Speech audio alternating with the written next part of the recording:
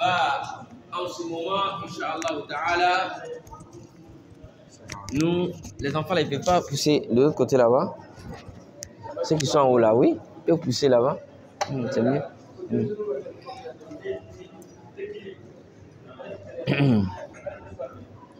Alors, il va nous dire que l'arrivée au fait des Juifs dans les pays arabes a commencé lors des conquêtes des Babylonais au sein du peuple juif. En effet, après le décès de Moussa alayhi salam, les Juifs sont un peuple à qui Allah subhanahu wa ta'ala, ils sont tombés dans la désobéissance, tellement qu'ils sont tombés dans le désordre et que les Juifs osaient même assassiner les prophètes et les messagers de Dieu. Donc les Juifs, ils ont répandu tellement de désordres sur la terre. Et l'être humain, lorsque tu commets les désordres sur la terre, Allah subhanahu wa ta'ala, il te punit. Allah subhanahu wa ta'ala, il te châtie d'abord sur cette terre avant le châtiment de l'au-delà. Raison pour laquelle lorsque les Juifs, leur désordre est devenu tellement sur la terre, Allah subhanahu wa ta'ala les a éprouvés avec des personnes, eux, qui n'avaient pas reçu la révélation, des personnes qui n'avaient pas reçu de prophètes. C'est ces personnes-là qui sont venues exterminer, qui sont venus châtier les Juifs à cause de leur désordre. Allah subhanahu wa ta'ala nous rappelle cela dans le Coran en disant وَقَضَيْنَا إِلَى بَنِي إِسْرَائِيلَ فِي الْكِتَابِ لَتُفْسِدُنَّ فِي الْأَرْضِ مَرَّتَيْنِ وَلَا تَعْلُنَّ عُلُوًّا كَبِيرًا فَإِذَا جَاءَ وَعْدُ أُولَاهُمَا بَعَثْنَا عَلَيْكُمْ عِبَادًا لَنَا أُولِي بَأْسٍ شَدِيدٍ فَجَاسُوا خِلَالَ الدِّيَارِ وَكَانَ وَعْدًا مَفْعُولًا. Allah dit, je connais tellement les Juifs que Allah subhanahu wa ta'ala avait prédestiné. Ici, Allah subhanahu wa ta'ala dit, il a prédestiné et Allah subhanahu wa ta'ala a établi cette loi-là, cette réalité que les Juifs vont commettre le désordre, la corruption, le mal sur la terre 2 fois et qu'après chaque désordre de ces Juifs-là, ils seront châtiés, ils seront humiliés par Allah subhanahu wa ta'ala. La tufsidunna fil ardi marratayn. Il dit, vous allez commettre le désordre, la corruption sur la terre 2 fois. Wa la ta'lunna la tufsidunna fil ardi marratayn. Wa la ta'lunna uluwan kabira. Allah subhanahu wa ta'ala dit, les Juifs vont répandre le désordre 2 fois. Et à chaque fois, lorsqu'ils vont répandre le désordre, Allah subhanahu wa ta'ala va envoyer l'un ou l'une de ses créatures, l'un de ses serviteurs qui viendra massacrer les Juifs à cause du péché qu'ils ont commis.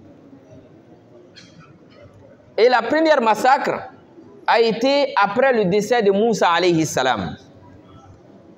Après que les Juifs ont commencé à faire le désordre en l'an 587. En l'an 587, avant la naissance de Jésus. L'an combien? 587. Et ceci avant la naissance de Jésus. Les Juifs seront persécutés. Les Juifs seront assassinés, exterminés, tués, torturés, pourchassés. Et il y a des savants qui disent que cet homme-là qui sera en tête de ce châtiment contre les Juifs s'appelait Bukhtanasor. D'autres disent que non, ce n'était pas Bukhtanasor, mais c'était plutôt Jalout, Goliath, qu'on appelle en français Goliath. Et c'est cette parole-là que beaucoup de connaisseurs du tafsir ont soutenu qu'en effet, la personne qui a châtié les Juifs en premier était qui? Était Jalout, Goliath. Il les a châtiés.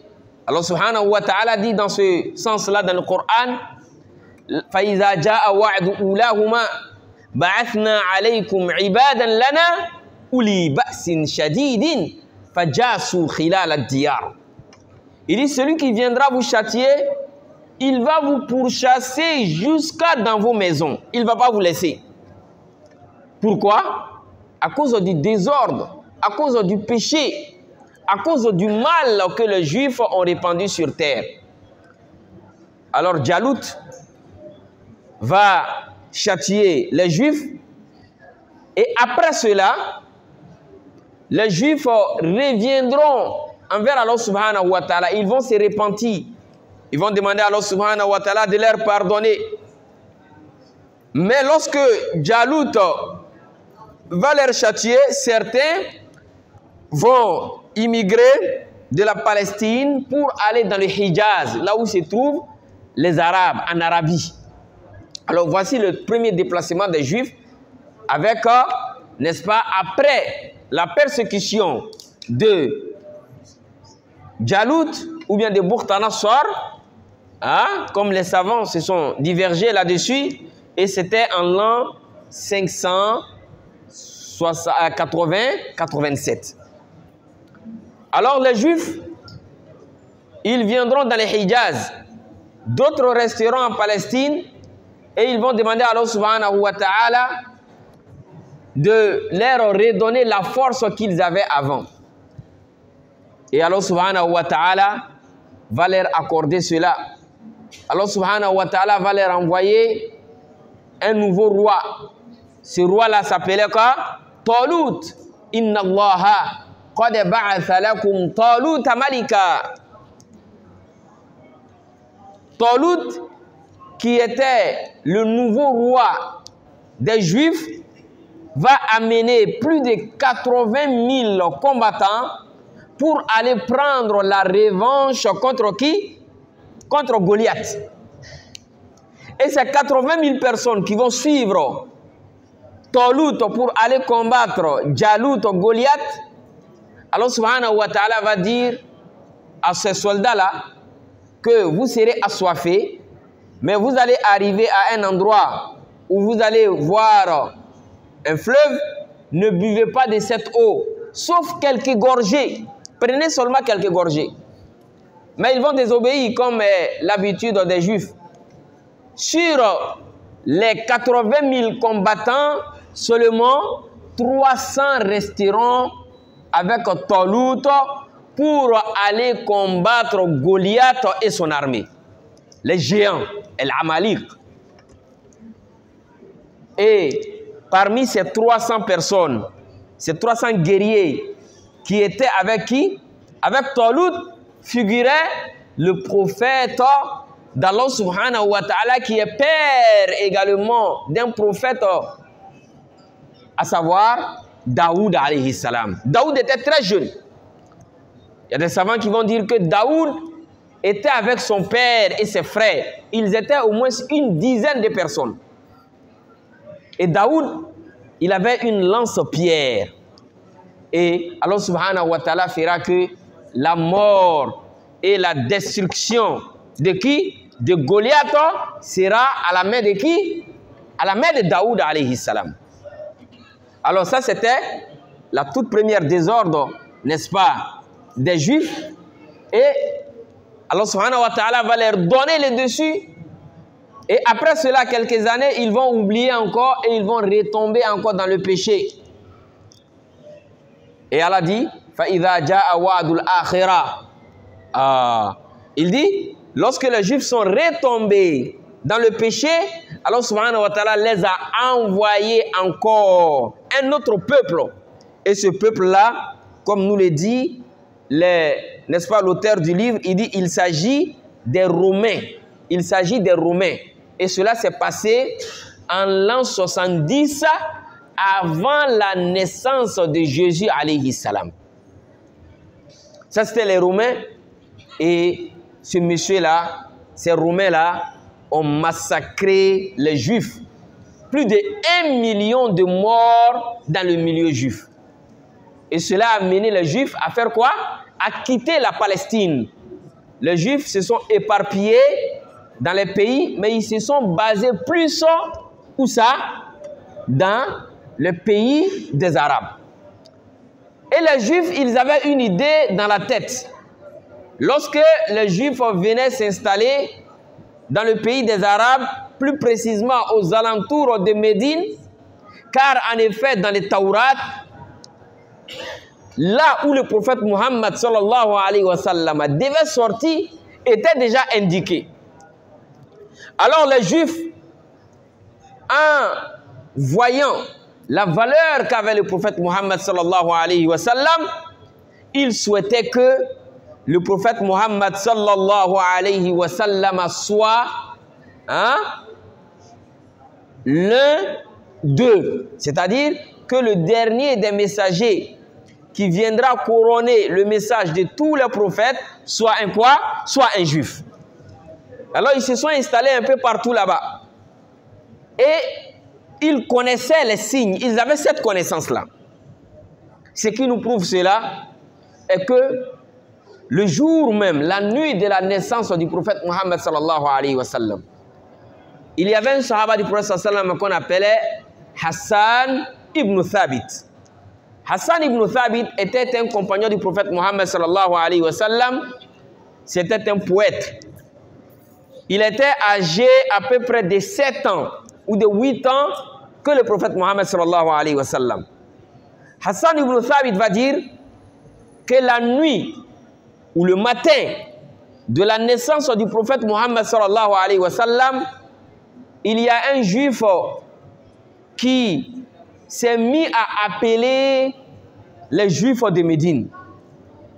Il les a appelés, il a crié, il a dit venez, venez, venez, venez. Les gens se sont aussitôt regroupés autour de lui et il leur a dit, et les gens l'ont demandé, mais qu'est-ce qui se passe?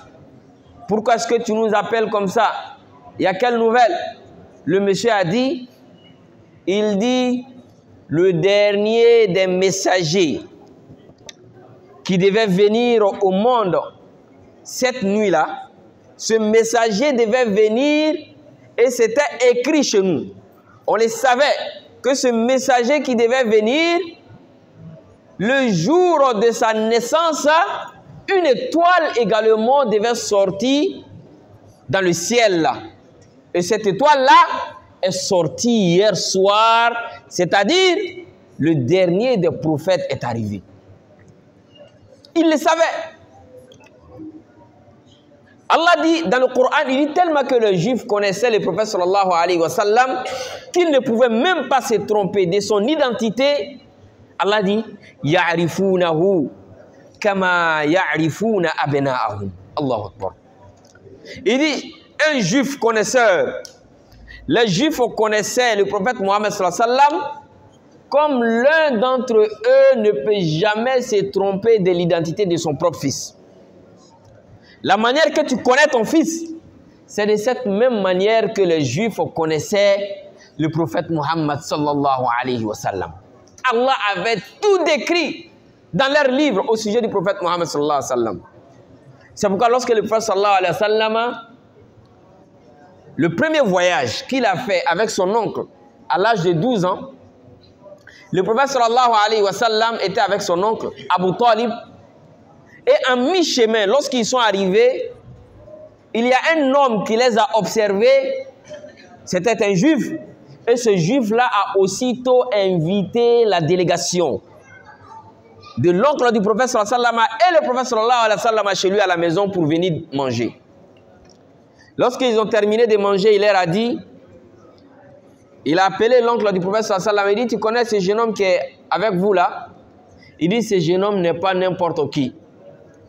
Ce jeune homme-là, c'est lui le dernier des prophètes d'Allah subhanahu wa ta'ala.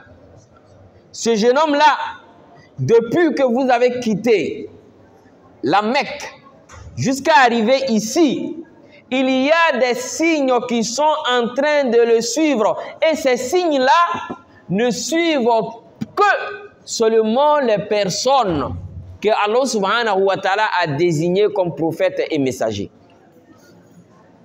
Alors il va donner l'avertissement en même temps à l'oncle du prophète sallallahu alayhi wa sallam. Il dit, cet enfant-là, ne te promène pas avec lui n'importe comment. Des personnes de mauvaise foi peuvent l'identifier et lui faire du mal. Et en ce moment, l'oncle du prophète sallallahu alayhi wa sallam a fait retourner le prophète alayhi salatu wa salam. Donc les Juifs, ils connaissaient le prophète Mohammed sallallahu alayhi wa sallam. Ils le maîtrisaient. Ils le connaissaient comme ils connaissaient leurs propres enfants. Il y avait l'un des grands savants juifs à l'époque du prophète alayhi salatu wa salam à Médine. Ce monsieur-là, il s'appelait Zayd ibn Sa'na. Il s'appelait Zayd ibn Sa'na. Ce monsieur était l'un des grands savants juifs de Médine.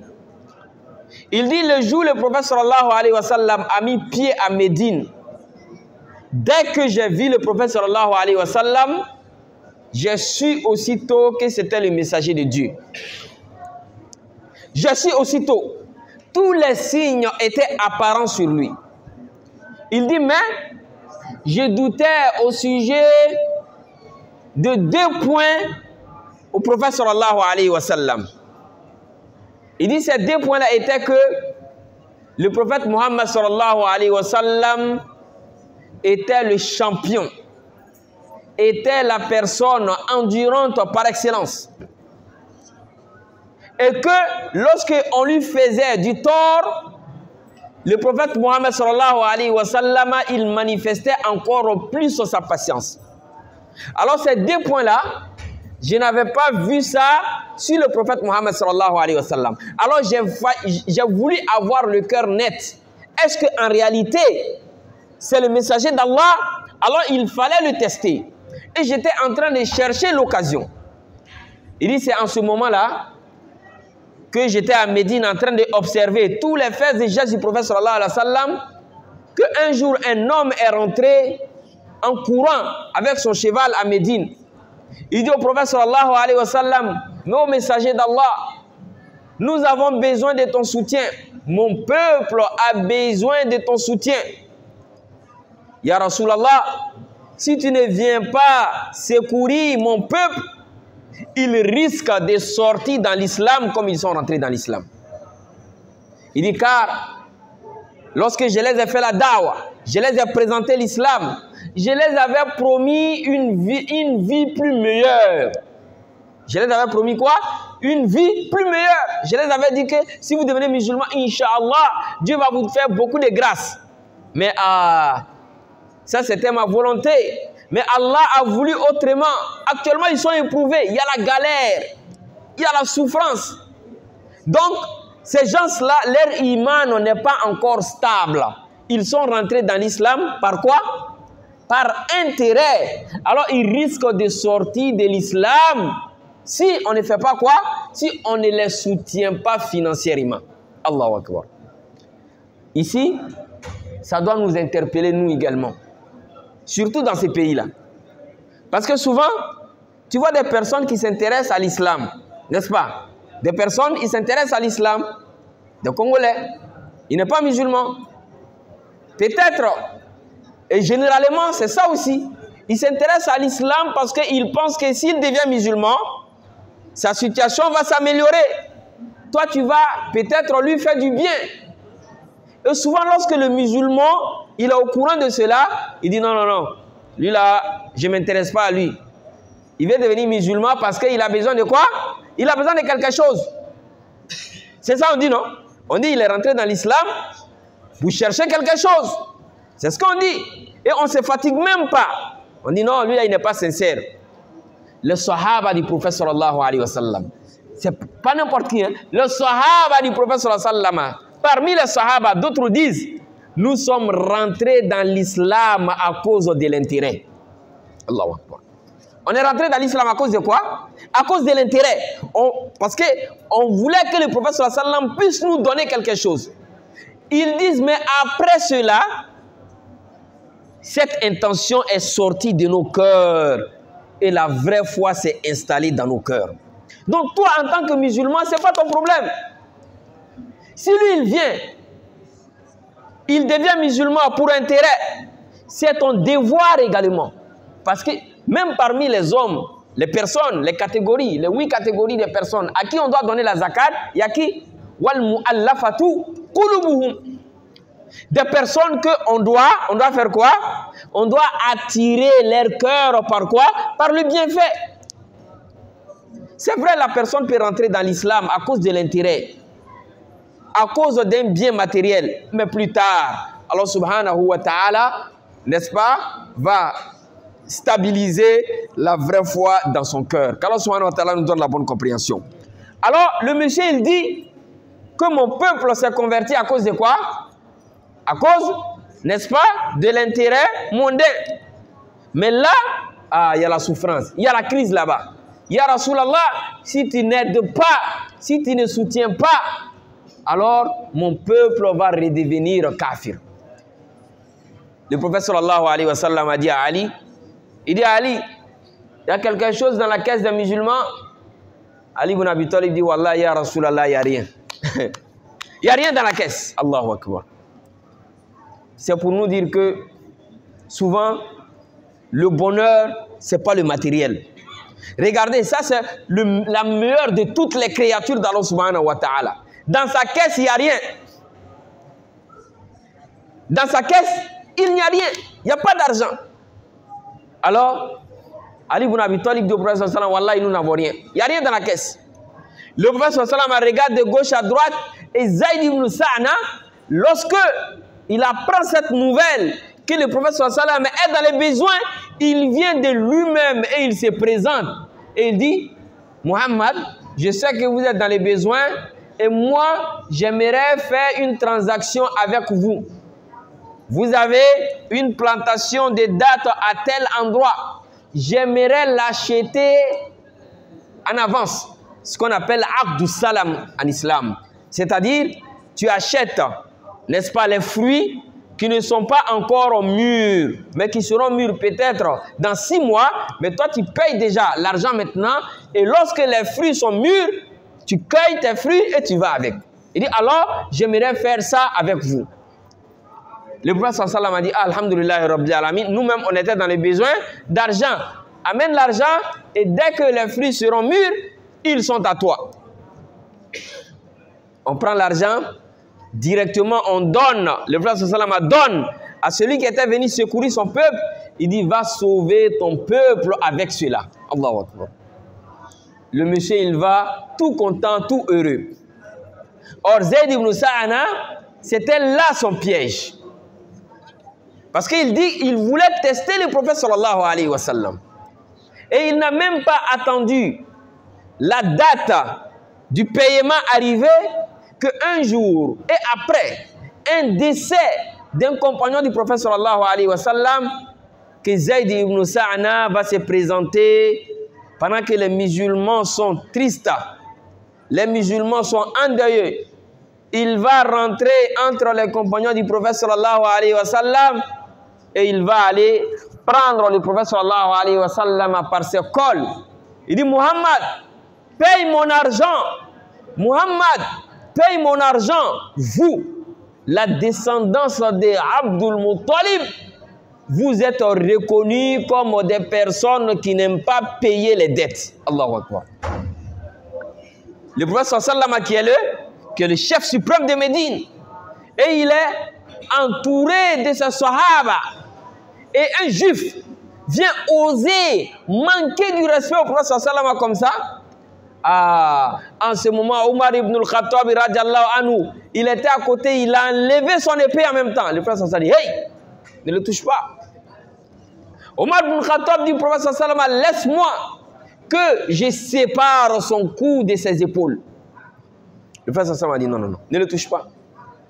Ne le touche pas. Et d'ailleurs, Omar ibn Khattab, ce que tu viens de faire, c'est un mal. Tu ne devais pas agir comme ça.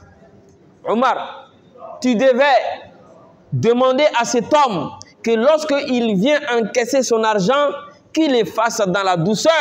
Et tu devais, moi également, me demander de chercher le moyen de régler la dette du monsieur.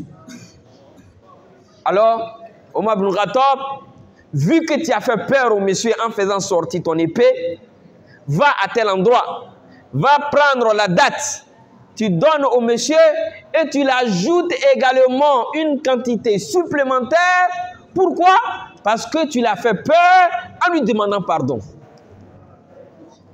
Omar ibn Khattab, il va avec le monsieur, il lui donne sa date et il ajoute encore là-dessus. Le monsieur dit, cet ajout c'est quoi? Il dit, c'est le prophète qui m'a demandé de t'ajouter.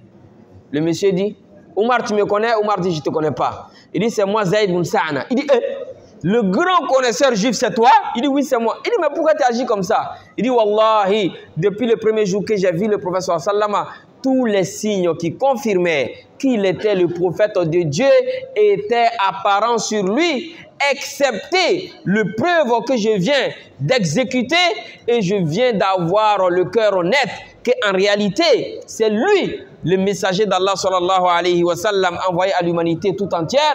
Ashhadu an la ilaha illallah wa ashhadu anna Muhammadan Rasulullah. Il s'est converti en islam. Donc, cette histoire-là également nous prouve que quoi? Qu'à Médine, il y avait qui? Il y avait les Juifs. Et nous avons encore un autre récit.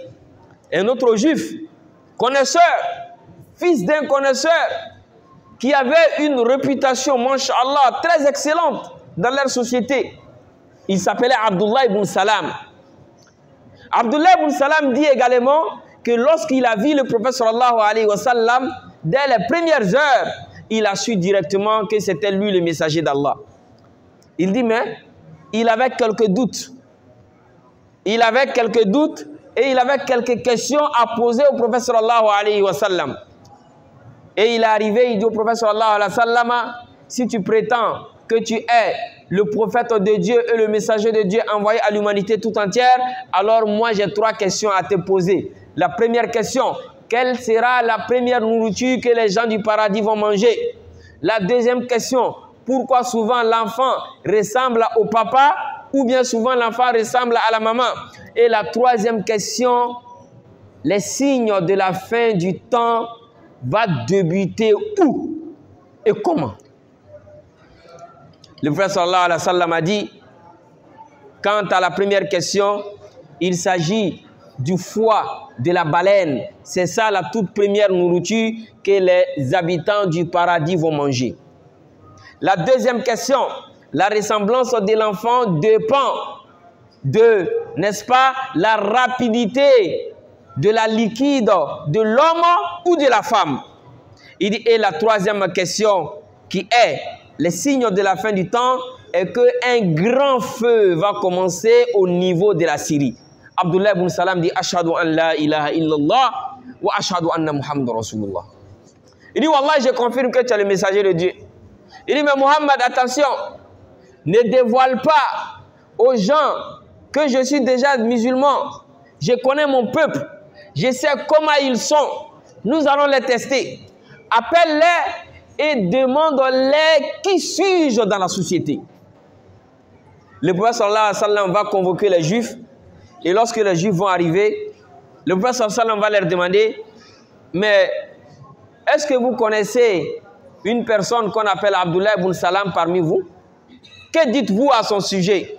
Ils disent, Abdullah ibn Salam, Allahu Akbar, alimuna, ibnu alimina, karimuna, ibnu karimina.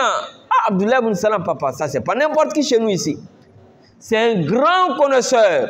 Son papa également fut un grand connaisseur. C'est un homme de valeur, de généreux. Son papa également était comme ça. Le prophète sallallahu alayhi wa sallam leur dit, mais si je vous disais que Abdullah ibn Salam est devenu musulman, qu'est-ce que vous allez dire? Ils disent, oh non, ça c'est impossible. Abdullah ibn Salam, un grand connaisseur comme ça, va laisser la vérité et toi te suivre dans ton égarement et le mensonge, c'est faux. Abdullah ibn Salam ne peut pas devenir musulman. Le prophète a dit, Abdullah ibn Salam sort. Abdullah ibn Salam il sort, il dit, Ashhadu an la ilaha illallah wa ashhadu anna Muhammadan Rasulullah devant les Juifs. Les Juifs ont dit, Jahiluna ibn Jahilina. Ce qui avait dit tout à l'heure, c'est le grand connaisseur. Il est le fils du grand connaisseur. Ils disent Abdullah ibn Salam ne connaît rien. Son papa également ne connaissait rien. Abdullah ibn Salam n'est rien dans notre société. Alors ces juifs-là, ils connaissaient le prophète Mohammed sallallahu alayhi wa sallam. Ils le connaissaient. Mais qu'est-ce qui les a empêchés de devenir musulmans? Al-Hasad. Hasadan min indi anfusihim. Ils se croyaient supérieurs. Oh, mais comment? Les Arabes, ceux-là qui ne connaissent rien. Parce que les Juifs, c'était eux les connaisseurs. C'était eux les sachants. C'était eux les intellectuels. Donc, eux, ils se voyaient qu'ils étaient mieux que les Arabes. Alors, comment eux, les Juifs, vont venir en suivre un messager qui n'est pas de leur et qui est un Arabe? C'est pourquoi ils faisaient tout. Ils faisaient tous les plans, des alliances avec le Koufar pour combattre le prophète sallallahu alayhi wa sallam, jusqu'à ce que les Juifs, un jour, ils ont décidé de mettre un plan en exécution. Ils ont dit, pour combattre les musulmans là, la meilleure solution, c'est de les combattre depuis l'intérieur. Et la stratégie que nous allons mettre en place, cette stratégie, ça va leur prendre. Vous allez voir, tous les musulmans vont abandonner l'islam. Il s'agissait de faire quoi? Ils disent, les Arabes là, ce sont les ignorants. Les Arabes là, ils nous respectent. Ils savent que nous sommes les gens du livre. Ils savent que nous sommes intellectuels. Ils savent que nous sommes des sachants. Et si nous rentrons dans l'islam, ces Arabes là, ils vont nous suivre. Alors ce que nous allons faire, nous allons rentrer avec un très grand nombre dans la religion de l'islam. On va se convertir à l'islam. On va rentrer à l'islam le matin et on va attendre toute la journée. À la fin de la journée, on dit non, l'islam là, ce n'est pas vrai. On est rentré dedans, nous on est rentré dedans, mais on a vu il y a trop de défauts dedans, il y a trop d'égarements dedans. L'islam, ce n'est pas la religion de la vérité. Nous sortons de l'islam et si nous faisons cela, nous allons sortir avec pratiquement toutes les personnes qui sont converties à l'islam. وقال طائفة من أهل الكتاب آمنوا بالذي أنزل على الذين آمنوا وجه النهار واكفروا آخره لعلهم يرجعون. Et Allah subhanahu wa ta'ala va faire descendre la révélation sur le prophète Mohammed sallallahu alayhi wa sallam pour l'informer de cette mauvaise intention et de ce plan malsain que ces juifs-là entreprenaient pour détruire l'islam depuis l'intérieur. Alors ici, Inch'Allah ta'ala, nous allons nous arrêter ici, Inch'Allah ta'ala, et bi'idhnillahi subhanahu wa ta'ala, la semaine prochaine, nous allons parler, n'est-ce pas, de la religion du christianisme, le christianisme au sein du Jaziratul Arab. Est-ce qu'il y avait également les chrétiens? Comment est-ce que ces chrétiens-là sont venus? Et comment est-ce que ces chrétiens-là vivaient? Bi'iznillahi ta'ala, nous allons prendre connaissance de cela au cours prochain. On demande à Allah subhanahu wa ta'ala de nous donner la bonne compréhension, qu'Allah guide nos pas, qu'il fasse de nous des musulmans pieux et sincères, qu'Allah fasse que nous vivons dans l'islam et que nous mourons avec la foi, que nos dernières paroles dans cette vie soient la ilaha illallah, Muhammad Rasulullah sallallahu alayhi wa sallam, wa akhiru da'wana, anilhamdulillahi rabbil alamin.